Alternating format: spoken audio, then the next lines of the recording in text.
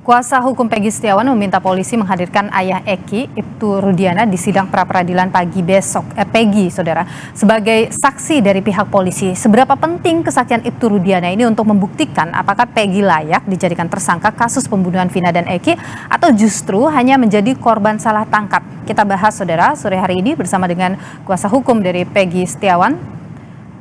Kita bahas bersama dengan ahli hukum pidana Universitas Pelita Harapan, Jamin Ginting.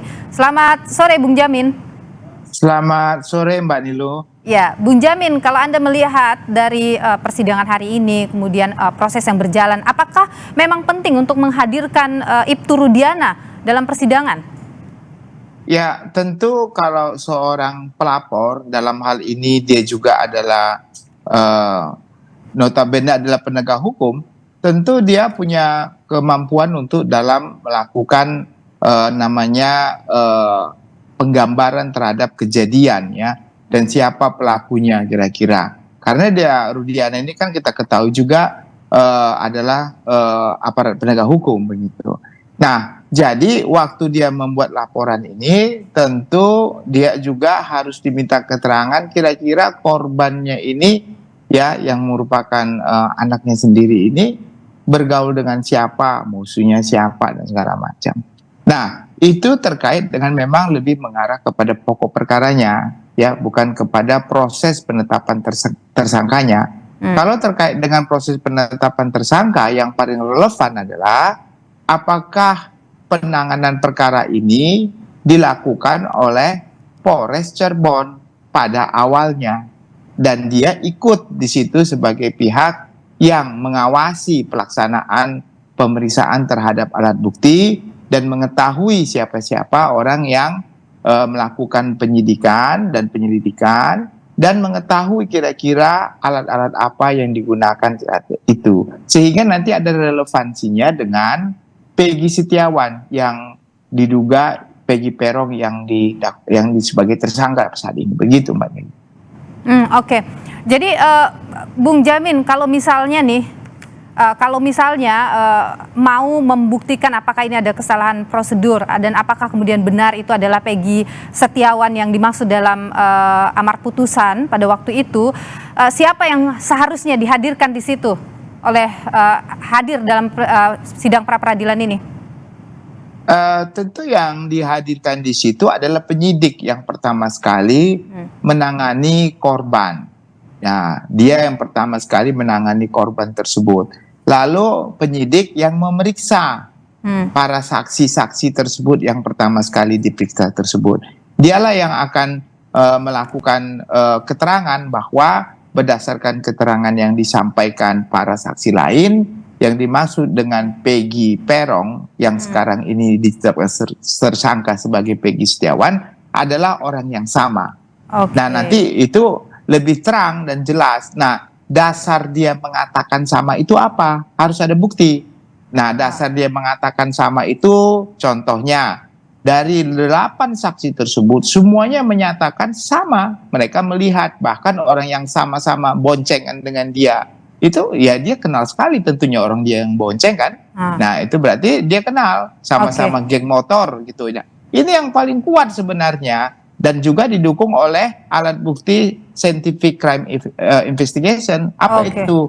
CCTV yang pada saat itu ada di situ dan dimunculkan dalam berita acara pemeriksaan penyidik, tetapi belum pernah dibuka katanya.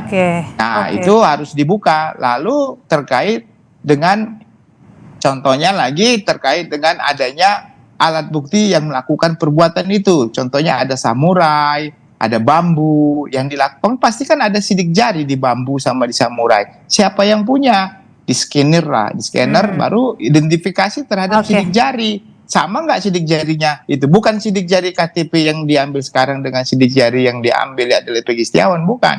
Sidik jari alat yang digunakan melakukan kejahatan. Iya, baik. Kita tahan di sana, Bung Jamin. Ini dalam sidang pra-peradilan, ahli pidana ini menjelaskan penangkapan harus melalui prosedur pemanggilan untuk pemeriksaan. Namun jika prosedur pemeriksaan tidak dilakukan, maka bisa terjadi unsur salah tangkap. Nah, ahli ini juga menyebut pengambilan sidik jari Peggy Setiawan sebagai alat bukti di persidangan tidak sah karena tidak ada pembanding. Kita dengarkan dulu bersama-sama, Bung Jamin. Ya. Setelah dipanggil kedua kali ternyata tidak datang, itu kan penyidik bisa punya surat untuk perintah membawa. Kalau ketiga-tiga step tadi tidak dilakukan oleh penyidik, penyidik langsung main tangkap aja, itulah akibatnya jadi sampai di sini. Mohon izin.